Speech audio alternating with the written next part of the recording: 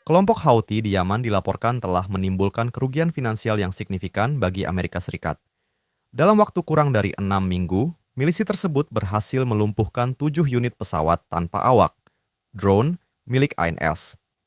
Jenis drone yang berhasil ditembak jatuh diidentifikasi sebagai MQ-9 Reaper. Setiap unit drone canggih ini diperkirakan memiliki nilai sekitar 30 juta dolar Amerika Serikat atau setara dengan lebih dari 480 miliar rupiah. Dengan jatuhnya 7 drone, total kerugian yang dialami pihak Amerika diperkirakan melampaui angka 200 juta dolar Alpers an Awas atau sekitar 3,2 triliun rupiah.